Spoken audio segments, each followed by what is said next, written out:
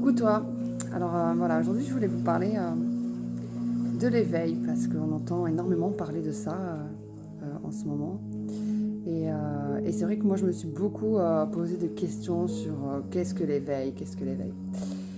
Et voilà, je voulais un peu te donner ma définition de ma compréhension en tout cas par rapport à ça.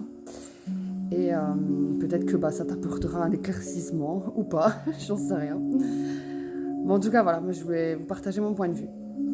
Alors pour moi, l'éveil n'est pas un but à atteindre et c'est une chose que j'ai mis longtemps à comprendre parce qu'au départ, j'étais aussi dans cette recherche de me dire je veux atteindre cet éveil de conscience. Et qu'au final, en fait, c'est pas quelque chose qu'on doit atteindre, c'est quelque chose qu'on doit être. Donc l'éveil pour moi est un état d'être tout simplement. Donc tu peux être éveillé à chaque instant. Donc voilà.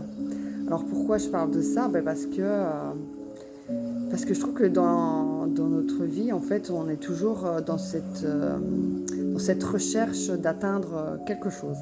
Que ce soit un but, ou alors... oui, bien souvent, oui, c'est un but en général qu'on va atteindre, ou un objectif. Et en fait, on reste focus sur ce but à atteindre et cet objectif. Et en fait, on ne se rend pas compte au final que c'est pas tellement le but qui est important ou cet objectif qui est important. C'est le processus qui se passe pour atteindre ce but et cet objectif. Donc voilà. J'aime bien un peu comparer ça avec le sport parce que j'ai fait énormément de sport pendant une période de ma vie.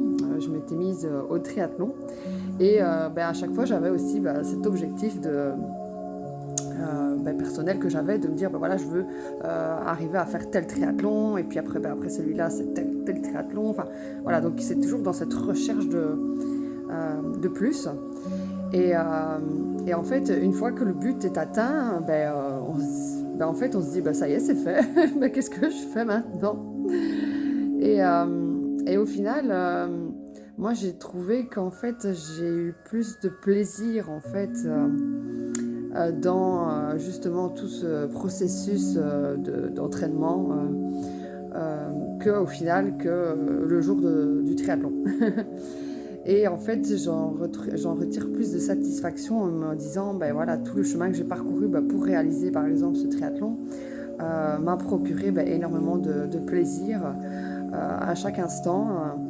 Alors évidemment c'est pas évident parce que en fait des fois voilà, pour un triathlon ou pour un marathon, j'ai fait un marathon il y a 2 ans je pense, je me trompe un peu dans les dates, en fait c'est 4 mois de préparation, donc 4 mois de préparation où j'avais 4 entraînements par semaine et au final quand on arrive le jour du marathon, une fois qu'on le fait, voilà, on est super heureux d'avoir atteint cet objectif, évidemment.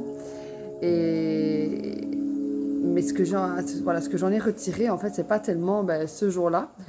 Alors après, évidemment, oui, l'euphorie est là parce que voilà, on se sent tout excité parce que c'est le jour J et que voilà, il faut qu'on soit prêt, il faut que tout se passe bien et voilà.